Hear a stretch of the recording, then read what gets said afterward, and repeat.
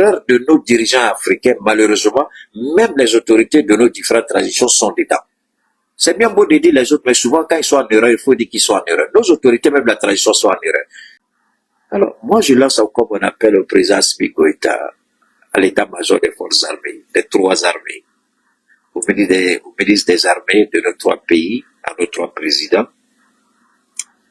de revoir les dispositifs autour, aux alentours et à l'approche de nos camps militaires. Faire de nos camps militaires de véritables bunkers. Faire de nos camps militaires l'enfer des terroristes. Mettre en place des dispositifs sécuritaires avancés. On a la technologie, on a des partenaires. Mais mettons en place ces barrières-là. Le camp lui-même, on peut avancer le poste de contrôle à 1 kilomètre. Mais le camp lui-même est protégé par des fils barbelés, n'est-ce pas? Des fils barbelés avec des fléchettes là. Au moins dans un rayon de 5 kilomètres, tu ne peux pas approcher le camp. Donc il y a un seul passage, une seule voie où tu peux entrer. Tu ne peux jamais venir en arrière pour dire que tu vas rentrer dans le camp. Tu viens en arrière, tu veux rentrer dans le camp, il y a des mines qui vont te dire bonjour là-bas. Mais installons des mines. On installe des mines, on installe des fils barbelés. Tous les militaires savent que dans cette direction-là, on ne peut jamais aller là-bas. D'ailleurs, même les fils barbelés ne permettront même pas aux militaires d'aller là-bas. Si tu vas là-bas, c'est que tu fais quelque chose. Ce qui t'arrive, c'est ton problème. Donc, mettons des fers barbelés pour entourer. Ça coûte combien? Ça ne coûte pas grand-chose. Je vous le dis parce que moi, j'ai commandé pour mettre autour 8 mètres. On m'a dit 8 mètres, ça fait combien? 8 mètres, ça fait combien? Le gars m'a dit combien? 15 000. 8 mètres font 15 000. Moi, j'ai commandé 10 mètres, 150 000. Mais alors, nous, quand on a besoin de combien de mètres? C'est ce qu'on peut pas, c'est ce que nos pays peuvent pas. Contrairement à l'argent d'un drone, contrairement à l'argent d'un blindé, contrairement à la vie d'un soldat, contrairement à l'argent d'un hélicoptère, d'un avion de combat. Installer des mines autour de nos camps militaires, mettre des... Quand je dis fils barbelés là, c'est pas des fils... Non, ce sont des fils barbelés avec des fléchettes. Tu mets ta main peut plus sortir. Quand tu veux tirer sa main, ça déchire pour aller. Il y a pas, quand ta main rentre, il n'y a plus possibilité de sortir. Tu t'arrêtes là jusqu'à ce que quelqu'un vienne. Tu vas enlever, c'est la peau, c'est la chair là que tu vas laisser là-bas. Et puis courir avec tes os.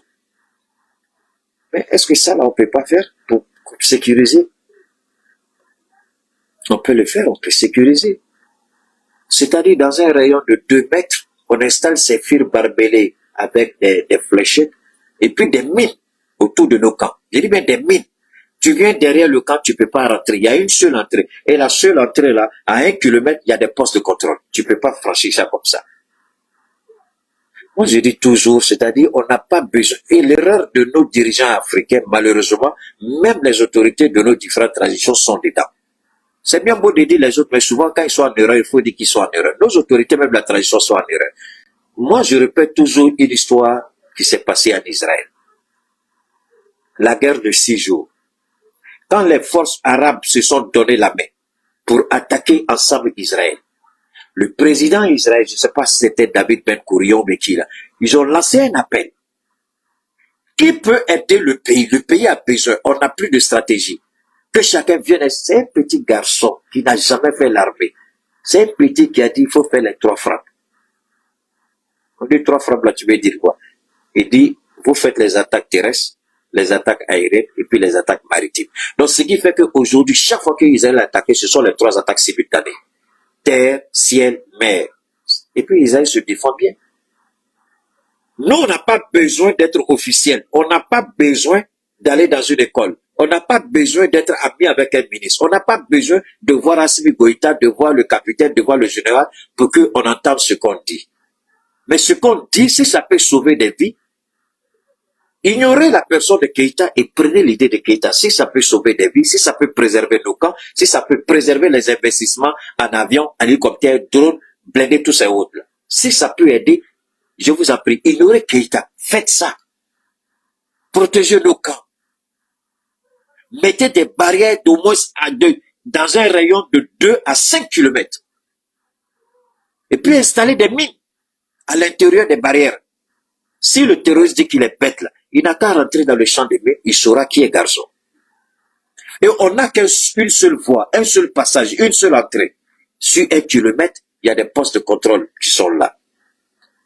Si tu fais exploser ta voiture, peut-être c'est toi seul qui vas mourir, mais le camp, tu ne pourras plus jamais. Oh, il a bourré sa voiture, il a foncé sur le camp. Mais s'il bourre sa voiture, il a foncé, c'est parce qu'il y a un boulevard qui est là. Moi, quand j'entends ça toujours, je me dis, mais qu'est-ce qui ne va pas avec nos hommes? Qu'est-ce qui ne va pas avec nos dirigeants? Mais les gens, ils ont un seul mode opératoire. Bourrer la voiture, foncer sur le camp. Mais si vous empêchez cela, comment il pourra le faire? Si on installe sur 1 kilomètre des trucs là, comment on appelle ça, les zigzags là, les barrières serpentées, il va foncer sur le camp comment? Il va foncer pour se faire exploser comment? Parce qu'avant de quitter 1 kilomètre là, déjà, premier, deuxième, troisième poste de contrôle forcé, on va l'arrêter. Son attitude sera suspecte. Tout de suite, on va arrêter, à moins qu'il décide de faire sauter le véhicule, mais l'objectif ne sera pas atteint. L'objectif ne sera pas atteint. Et vous savez que les Blancs sont contents. Les services de renseignement des Français, des Américains, tout ça, ils sont contents parce que vous, quand les gens comme Keïta parlent, c'est pas votre affaire, monsieur le président. Eux, ils sont contents. Mais je vous en prie à cause de Dieu. Laissez-moi, non, pas des tranchées. C'est pas les tranchées, il s'agit pas des tranchées. Je dis les fils barbelés et des fléchettes, plus des mines. Vous savez, j'avais donné ce conseil-là au Mali, quand c'était le Mali seul à l'époque. Mais vous savez quel pays a récupéré l'idée de Keïta pour travailler? Ça va vous surprendre.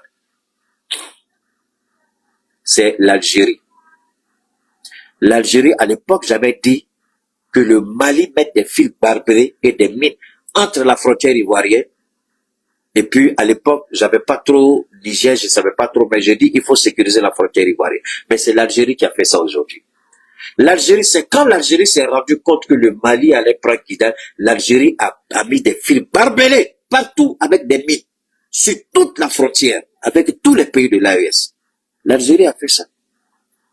Mais pendant la guerre du Sahara occidental, l'Algérie n'a pas fait ça.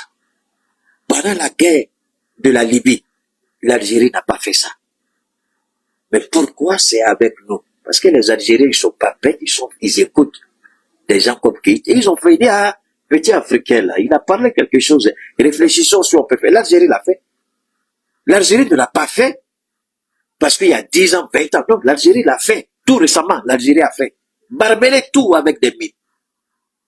Mais nos présidents, vous pouvez ne pas considérer ce que nous avons dit. Vous avez des conseillers officiels que vous payez à des millions. Nous, on n'a rien.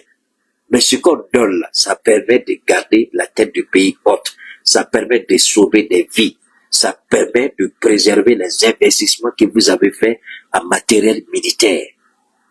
Ce que je dis là, s'il y a un militaire qui dit qu'il est garçon, il allait dans toutes les écoles militaires, il a PhD en technique militaire, il n'a qu'à sortir pour venir dire que ce que j'ai dit, c'est irréalisable ou c'est pas faisable. Vous n'avez qu'à aller regarder aux États-Unis ce que Donald Trump a fait pour vous rendre compte que aucun homme sur terre ne peut dire que ce que j'ai dit est faux. Vous n'avez qu'à aller à la frontière algérienne pour vous rendre compte que ce que j'ai dit est faisable. Alors, mais pourquoi chez nous ici on ne peut pas faire ça? En faisant ça, parce que les terroristes ont une cible. S'attaquer à nos investissements militaires. Deuxièmement, créer le chaos, voler la population, faire tout ce qu'il veut. Mais si on préserve les moyens de défense et de riposte, ils sauront qu'on a toujours... Parce que, qu'est-ce qu'il faut? Ils attaquent d'abord. Pour pouvoir nous attaquer, ils essaient d'abord d'affaiblir notre capacité militaire de réaction. Quand ils arrivent à faire des frappes, ils se disent leur capacité a été affaiblie, maintenant on peut attaquer les populations. Ils vont jamais se lever pour aller attaquer les populations comme ça. Avant de le faire, ils veulent être certains d'abord que nos capacités militaires ne peuvent pas les traquer. Vous n'avez qu'à regarder ce qui s'est passé à des Awatel ou bien quoi là, avec la complicité de l'Ukraine. Bon, c'était juste le petit conseil de Keïta, hein. Donc, on peut ne pas me croire, on peut ne pas m'écouter. Moi, je m'en fous éperdument. Je donne les conseils Alors, si on écoute, tant mieux. Si on n'écoute pas aussi, c'est pas grave. Alors, Merci d'avoir regardé la vidéo. Avant de nous quitter, n'hésitez pas à partager vos avis dans les commentaires. À bientôt pour de nouvelles vidéos.